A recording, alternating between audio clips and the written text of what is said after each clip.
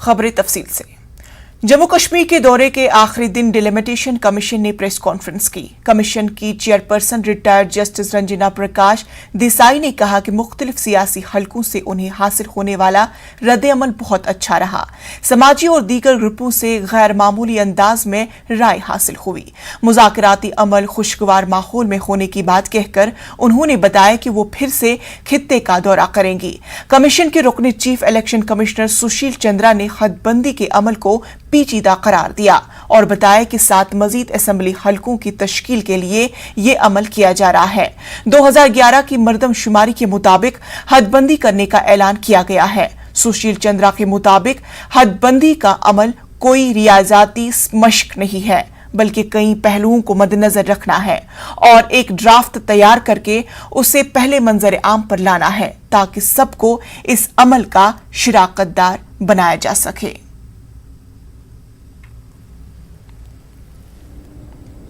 As part of Delimitation Commission, we are really overwhelmed by the participation of various stakeholders in large numbers who provided qualitative input during our interactions. We are here for about 3 days now and we have interacted with them and we have taken note of their suggestions, their views, and we will definitely consider all those their representations as well as whatever they have expressed to us. As you know, delimitation is a constitutionally mandated exercise and we collectively have been tasked with this onerous work which we are confident of completing after following due process as laid down in the law. This is our first visit to the UT and I assure you it is not our last. We will have to come again to interact with many more people. This process of consultation is a complex exercise and this commission will take all necessary steps to continue this engagement. This occasion, let me place on record the support and assistance extended by the UT administration and all the concerned officers in making this visit successful.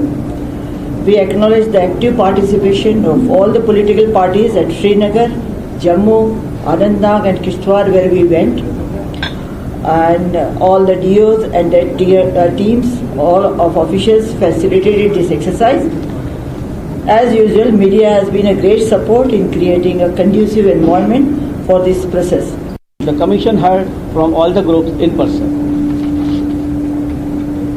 Some of the important points which these groups have made, because we have heard in person to them and we came to know certain more inputs given by them.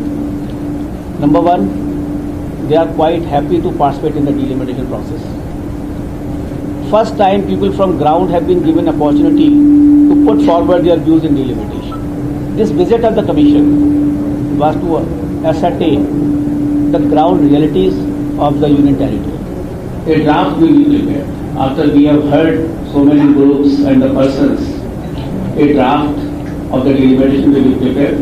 Inputs of the associate members who are part of the Commission will also be taken before draft is made public. Thereafter, draft recommendations will be put in public domain for comments. This is a very important thing which I would like to share with the media. That after hearing all these persons and after hearing the associate members also, a draft will be prepared. This will be put in the public domain for their comments or their concerns or their particular thing. And only after seeing all that the comments or on that particular draft, the final draft will be prepared.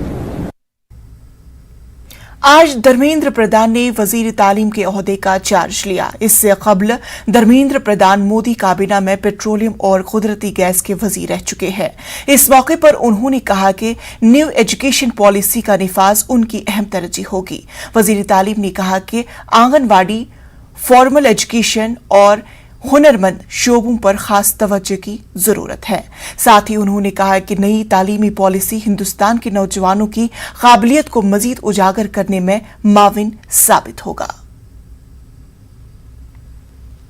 हम सबके विश्वास जीतना चाहते हैं, इसलिए हमारी सरकार की, प्रधानमंत्री जी की जो एक कल्याणकारी समाज की व्यवस्था है जिसमें शिक्षा एक महत्वपूर्ण इंस्ट्रूमेंट है। सबकी साथ, सबकी विकास, सबकी विश्वास। उसी में से 2014 से जो काम शुरू हुई उसकी एक कॉन्क्रीट शेप पिछले साल 2020 जुलाई 29 को NEP के नाम पे आपके सामने आया, जिसको आपने अध्ययन भी किया है, प्रशंसा भी किया है, सुझाव भी दिया है। आज हमारे सामने प्राइमरी एजेंडा है उसको कैसे जमीन पे, जो काफी चीज उतरना शुरू हो गया है, काफी चीज उसकी आज हमने जो पिछले कुछ समय की जो जानकारी लिया हमने, कई चीज ग्राउंड में जाना शुरू हो गया। बांग्लादेश में फूड प्रोसेसिंग फैक्ट्री में आतिशज़दगी का वाकया सामने आया है, जिसके नतीजे में कम से कम 52 अफराद हलाक हुए जबकि 2 दर्जन जख्मी भी हो गए हैं। फायर फाइटर्स फैक्ट्री में आग बुझाने में मसरूफ अमल है। फायर फाइटर्स ने फैक्ट्री की छत से कई अफराद को रेस्क्यू किया, जबकि कुछ अफराद ने जान बचाने के लिए फैक्ट्री की ऊपरी मंजिलों से छलांग भी लगाई। ये वाज़ह नहीं हो सका कि फैक्ट्री में आग लगने के वक्त कितने अफराद मौजूद थे।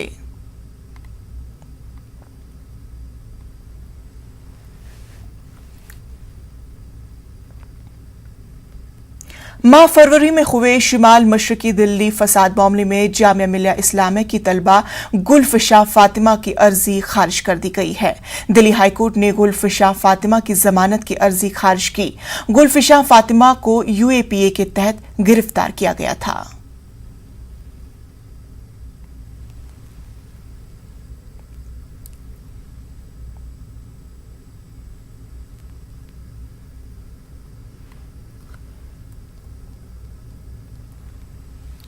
पैगंबर इस्लाम सल्लल्लाहु अलैहि वसल्लम की शान में गुस्ताखी के मामलों की रोकथाम के लिए कानून वाज़ेह करने का मुतालबा किया जा रहा है। महाराष्ट्र में वंचित अघाड़ी मोर्चे की क़यादत में मुख्तलिफ समाजी और मिली तंजीमें सामने आई हैं। ज़राए के मुताबिक बिल का मुसवदा तैयार कर लिया गया है और इसे रियासती हुकूमत को सौंप दिया गया है।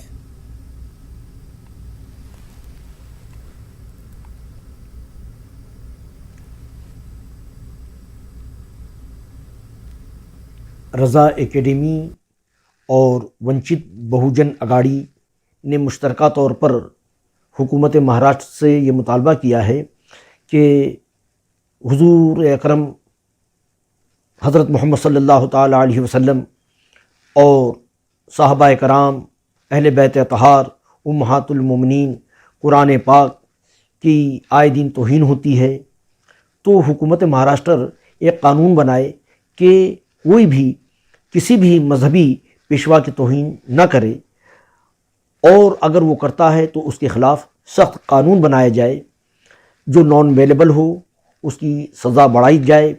अगर ये कानून बन जाता है तो उससे 2 फ़ायदे होंगे कि पूरे मुल्क में इस किस्म के कानून बनेंगे, हर सूबे में, और मरकज़ से भी हमारी गुजारिश है कि मरकज़ भी इस कानून को बनाए। ये कानून बनने से जो बदअमनी फैलती है, हज़ारों और लाखों लोगों की दिल आज़ारी होती है, तो वो नहीं होगी, अमन व अमान कायम रहेगा, झगड़ा लड़ाई फसाद नहीं होगा। हम उम्मीद करते हैं कि हमारे इस मुतालबे को हुकूमत महाराष्ट्र कबूल करेगी और ये कानून जल्द से जल्द बनाएगी। इजहार राय की आज़ादी अब दिल आज़ारी बनती जा रही है। सोशल मीडिया ज़ाती राय का प्लेटफॉर्म है, तो आज इसी प्लेटफॉर्म पर किसी फर्द या फिरके की ऑनलाइन बेइज्जती भी की जा रही है। हर किसी दानिश्ता या नादिर दानिश्ता तौर पर इस मकरूह हरकत में किसी न किसी हद तक डूबा हुआ है। ऐसी एक प्लेटफॉर्म का बदनुमा चेहरा गुज़श्ता दिनों सामने आया।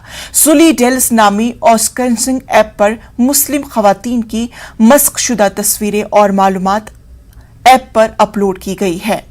उन्हें हरासा करने, डराने, धमकाने और उनकी आवाज को दबाने की नीयत से ये सब किया गया। एडिटर गिल्ड ने इसको संजीदगी से लेते हुए कौमी खवातीन कमीशन के मामले में कुछ करने को कहा है। खवातीन कमीशन ने इस बारे में दिल्ली पुलिस से शिकायत की और मामले की जांच का भी मुतालबा किया। हमने ये नोटिस करा कि एक वेबसाइट है जिसका नाम है सुल्ली ऐप, उस वेबसाइट के ऊपर मुसलमान लड़कियों को बेचा जा रहा था, उनकी फोटोज को चुराकर एक अलग ही तरीके से, गंदी तरीके से ये कहा जा रहा था कि डील ऑफ द डे कौन सी मुसलमान लड़की चाहिए। ये बहुत ही गलत है और इसको किसी भी तरीके से बर्दाश्त नहीं करा जाएगा।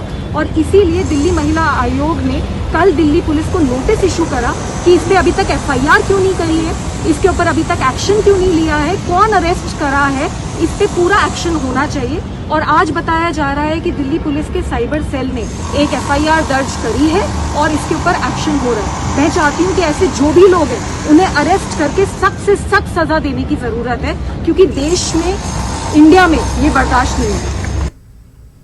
यूपी में ब्लॉक पंचायत में हुए तशद्दुद पर अखिलेश यादव का बयान सामने आया है। उन्होंने कहा कि वजीर आला योगी आदित्यनाथ यूपी में घुंडों को बढ़ावा दे रहे हैं, यहां तक कि रियासत में स्पीकर और अरकान असेंबली भी महफूज नहीं है। सबसे सम्मानित विधानसभा के सबसे सम्मानित विधानसभा अध्यक्ष आदरणीय माता प्रसाद पांडे जी, जब उन्हें अपमानित होना पड़ा हो, अपने नामांकन, अपने पर्चा फाइल करने के लिए उन्हें पुलिस प्रशासन और भारतीय जनता पार्टी के गुंडों का सामना करना पड़ा हो, जब स्पीकर सुरक्षित नहीं, विधायक सुरक्षित नहीं, और हमारी जो बहन है, क्या उसकी गलती यही तो थी, वो समर्थक थी, या अपनी बहन का सहयोग करने के लिए ब्लॉक प्रमुख के पर्चे भर जाए, उसके लिए तो थी। आखिरकार कौन है हिम्मत बढ़ा रहा है भारतीय जनता पार्टी के गुंडों की? ये मुख्यमंत्री जी बताएं, आखिरकार ये गुंडों को खुली छूट किसने दी है? मरकजी काबीना में हुए रद्दोबदल और तौसी पर कांग्रेस लीडर तारिक अनवर ने अपना रद्द-ए-अमल जाहिर किया। उन्होंने कहा कि काबीना के हवाले से काफी फैसले लेने के बाद पीएम मोदी खुद मजाज है, लेकिन जिस तरह वजीर सेहत की छुट्टी की गई, उससे लगता है कि खुद पर लग रहे दाग को धोने की कोशिश की गई है। कांग्रेस महासचिव तारिक अनवर हमारे साथ है बात करने के लिए। सर, सरकार ने एक बड़ा रिशफल किया है, न सिर्फ राजनीतिज्ञ बल्कि कई अलग अलग क्षेत्र के लोगों को भी मौका दिया है इस रिशफल में काम करने का। किस तरह से मोदी सरकार के इस नए जो फेरबदल हुए हैं कैबिनेट में, उसको आप देखते हैं? देखिए, वैसे तो ये प्रधानमंत्री का अधिकार है, वो जैसे मंत्रिमंडल चाहें, अब जैसी टीम बनाना चाहें बनाएं, लेकिन अभी सब लोग इस बात को महसूस कर रहे हैं। एक तो स्वास्थ्य मंत्री को उनके पद से हटाया गया, तो ये सिर्फ प्रधानमंत्री के ऊपर जो आरोप था कि कोरोना के समय में जिस तरह से एक कहा जाए कि नेगलेक्ट किया गया, सारी व्यवस्था अस्त व्यस्त हो गई, उसके बाद ये जो स्वास्थ्य मंत्री को हटाना, अपना इल्ज़ाम, जो अपना दोष था, उसको स्वास्थ्य मंत्री के ऊपर एक तरह से थोपने की कोशिश की गई है। बाकी जो मंत्रिमंडल बनाया गया है वो उत्तर प्रदेश के चुनाव को ध्यान में रखकर बनाया जा रहा है, या 5 राज्यों में जो चुनाव होने हैं उसका ध्यान में रखा जा रहा है। तो ये चुनावी रद्दोबदल है और इस बात को लोग समझ रहे हैं। इस नई टीम में आपके भी पुराने साथी हैं ज्योतिरादित्य सिंधिया, और उनको नागरिक उड्डयन मंत्रालय दिया गया है। उस पर कटाक्ष किया है यूथ कांग्रेस के राष्ट्रीय अध्यक्ष BV श्रीनिवास ने। उन्होंने ये लिखा है कि रब ने बना दी जोड़ी, जो मंत्रालय उनको दिया गया है उसमें सब बिकाऊ है। देखिए, बात वो यूथ कांग्रेस के अध्यक्ष हैं, उन्होंने कहा है तो, या जो एग्जाम्पल दिया है, जो उदाहरण दिया है, ठीक ही दिया है। जहाँ तक सबको पता है, जो राजनीति से परिचित हैं उनको पता है कि मध्य प्रदेश में हमारी सरकार थी, कांग्रेस की सरकार थी, चुनी हुई एक सरकार थी, लोकतांत्रिक ढंग से चुनकर सरकार आई थी, लेकिन उसको गिराने का काम भारतीय जनता पार्टी ने किया और उसमें सिंधिया जी सहयोगी रहे और आज उसकी कीमत उनको मिली है। कीमत अच्छी मिली है? मैं नहीं समझता हूँ कि कोई उनको भारी भरकम मंत्रालय दिया गया है। आज सिविल एविएशन की कोई बहुत अच्छी स्थिति है, रही है। सब लोग जानते हैं कि एयर इंडिया बिकने वाला है। कैमरा पर्सन सोनू के साथ Ranjita Jha, news 18 network. Break के बाद इस्तकबाल। आम आदमी पर महंगाई का बोझ बढ़ता ही जा रहा है। मुल्क में लगातार पेट्रोल डीजल की कीमतों में इजाफा देखा जा रहा है। कई शहरों में पेट्रोल की कीमत 110 रुपए से तजावुज कर गई है। वहीं घरेलू गैस, सीएनजी और अशिया जरूरिया की कई चीजों की कीमतों में इजाफा हुआ है। बढ़ती महंगाई के खिलाफ आज दिल्ली में कांग्रेस ने एहतजाज किया, जहां कांग्रेस ने दस्तखती मुहिम चलाई। कांग्रेस कारकुनान ने मरकजी और दिल्ली हुकूमत की सख्त अल्फाज में तनकीद की है।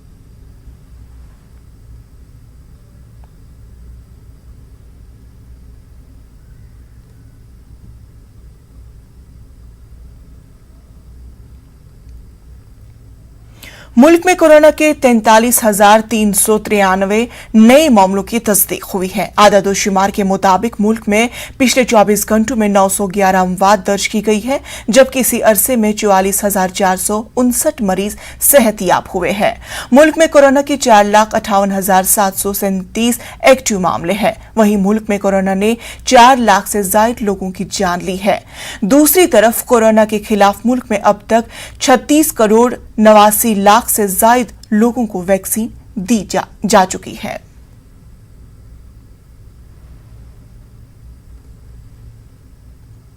कोरोना की दूसरी लहर का कहर जैसे जैसे कम हो रहा है, लोग कोरोना को लेकर लापरवाही करते हुए नजर आ रहे हैं।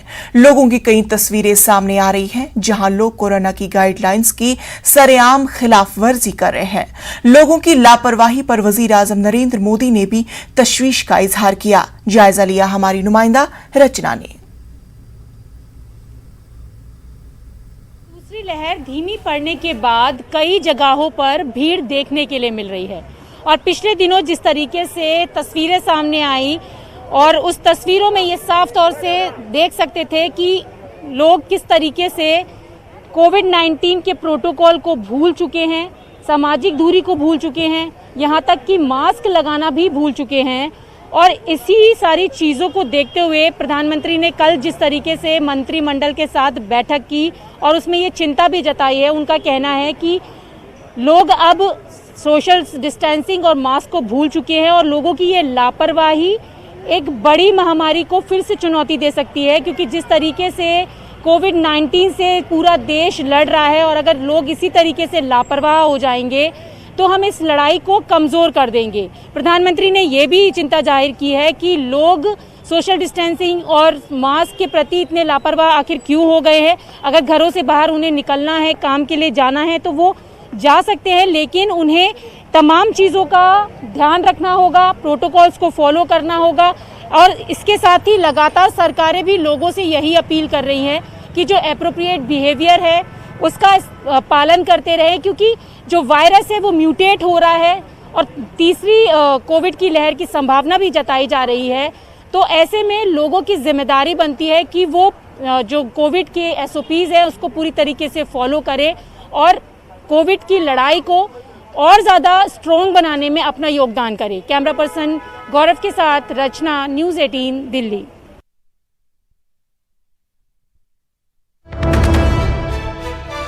इस वक्त की बड़ी खबर इलाहाबाद से आ रही है कि तबलीगी जमात से ये बड़ी खबर आ रही है कि गैर मुल्की जमातों के साथ पुलिस का रवैया काबिल मजम्मत। इलाहाबाद हाई कोर्ट ने शहनशाहपुर हापुड़ मऊ के SP को किया तलब।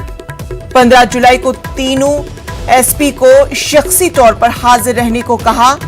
चार्जशीट और केस डायरी पेश नहीं करने पर मांगा जवाब। थाईलैंड के 18 जमातों से जुड़ा है ये मामला। आपको तबलीगी जमात से बड़ी खबर से इस वक्त रूबरू कराएं कि गैर मुल्की जमातों के साथ पुलिस का रवैया काबिल मजम्मत है। इलाहाबाद कोर्ट ने शाहजहांपुर मऊ के SP को तलब किया। 15 जुलाई को तीनों SP को शख्सी तौर पर हाजिर रहने की हिदायत दी गई है। चार्जशीट और केस डायरी पेश नहीं करने पर मांगा जवाब। आपको बता दें कि थाईलैंड के 18 जमातों से ये जुड़ा मामला है।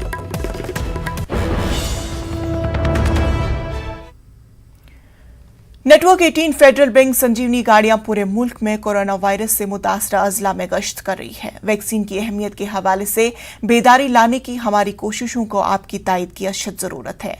आइए नजर डालते हैं कि संजीवनी गाड़ियां किन इलाकों में हैं।